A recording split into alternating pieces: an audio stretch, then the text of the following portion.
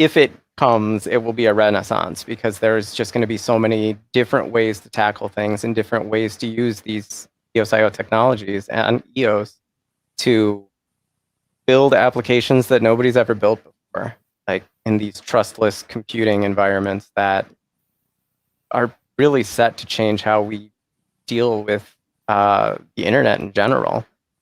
It's time to talk about block producers on EOS. Who are they? What do they do? And why do they do it?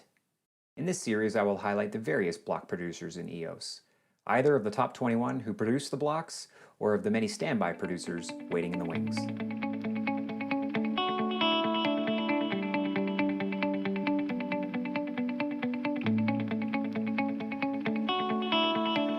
So I'm here with Aaron Cox from Team Greymass to do another block producer on EOS interview. Team Greymass has been around since the beginning. They really don't require much of an introduction or much. This interview is probably not even necessary because most people who will watch this will know exactly what they're doing and the great work that they've done. But I still want to get Aaron on because Aaron's a good guy. Why not? So Aaron, thanks for your time and thanks for being here. Yeah, not a problem. And so the first question is just if you want to maybe tell us a little bit about yourself, maybe some of your background and history in crypto. Yeah, sure. I am a developer by trade. I've been doing software development since the late 90s, and I've moved from publishing into the gaming industry and now into crypto.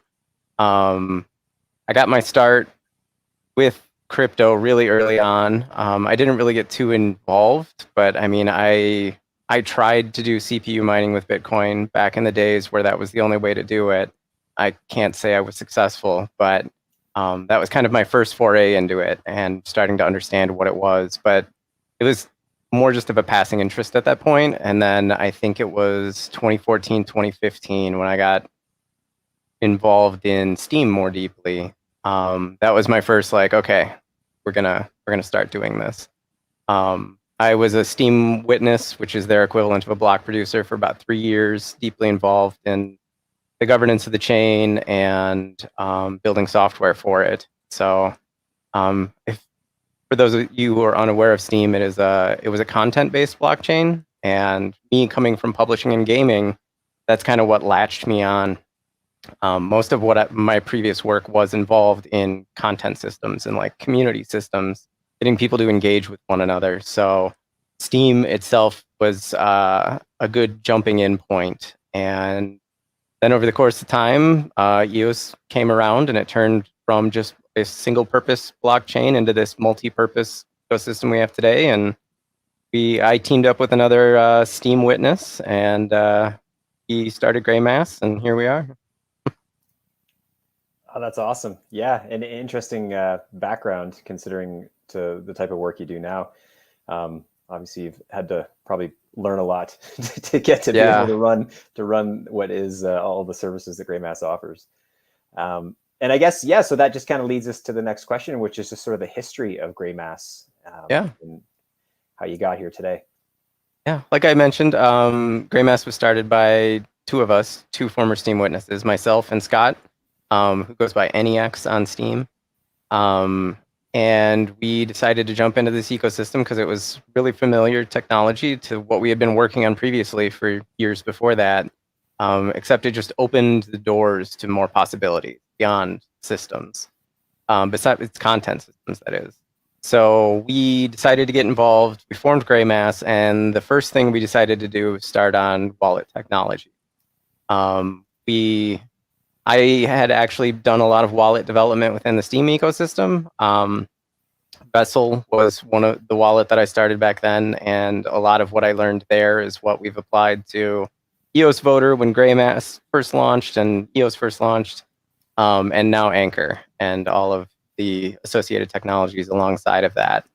So, and along the way, we've identified many different issues and started working on different APIs, different software developer kits. And I mean, I think even as far back as the Steam days with our team, the thing that we always really wanted to do was to be able to create easy to use applications using the blockchain. And the wallets were always the things in our way. So that's why 5 years ago or so, we really started diving into wallet technologies. And what it's going to take to make this stuff easy enough so that way you can use it as just an average user. So we're still on that path today. It's taken a lot longer than we would like it to have, but ultimately we'd really like to get back to the point where we're working on applications, whether it be something content related or whether it be, I don't know, a game or something. But we really want to take all the stuff that we've been building over the years for application developers and actually build applications ourselves when we're finally done. In light of some of the comments from Dan when he wanted to build EOSIO so he could eat his own dog food, I think was the phrase. Mm-hmm. So you're doing the same thing. Going to build some wallets so then you can use that to build more. Yeah, we dog food everything we build, so it's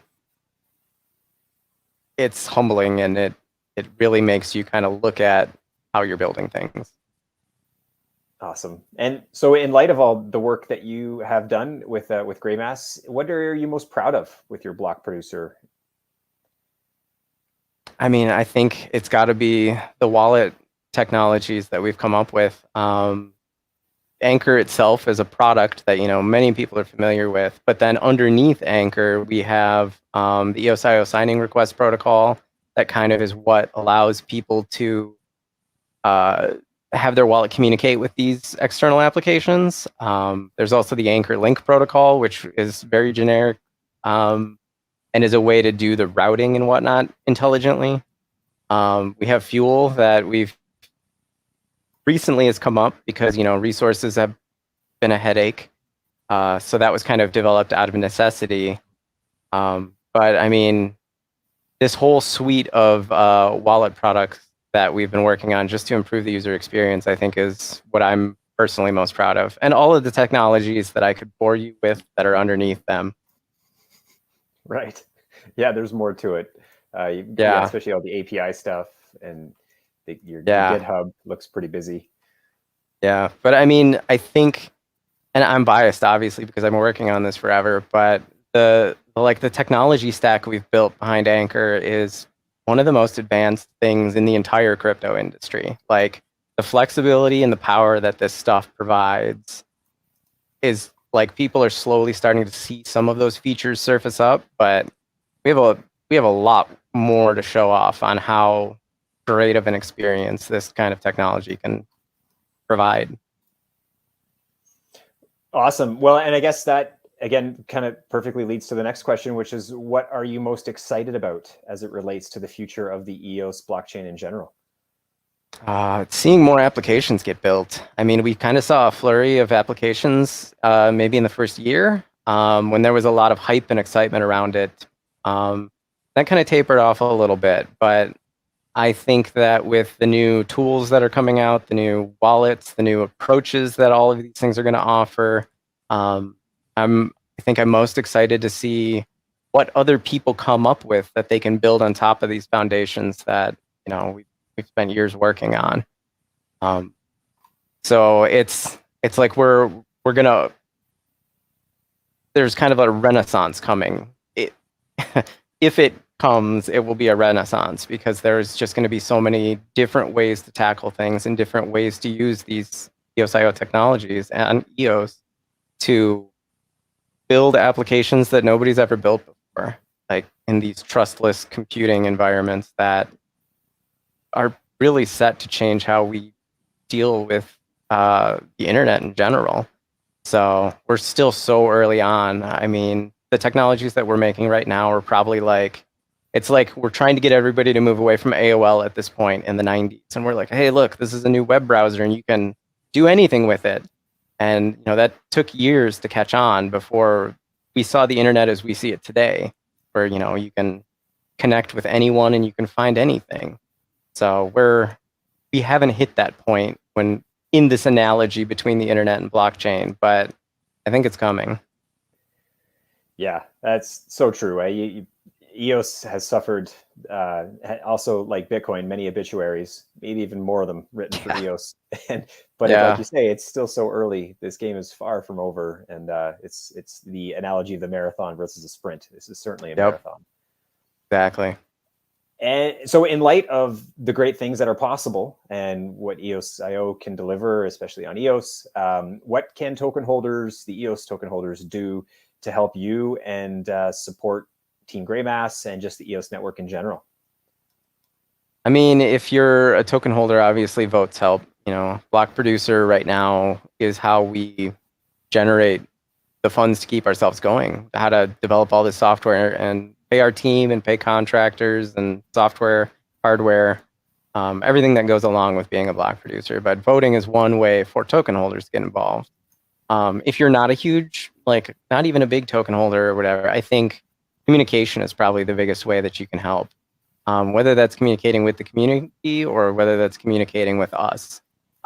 We would love to have your feedback about like what's hard to use with these products. Like, where do you find this confusing? How would you want to use this thing? You know, I mean, I personally probably talked to a couple thousand people over the past couple years. Like I make it a point to try to talk to everybody that doesn't just say hi, which is there's a pretty common occurrence of that happening on Telegram, where somebody will just say hi and then never say anything else again.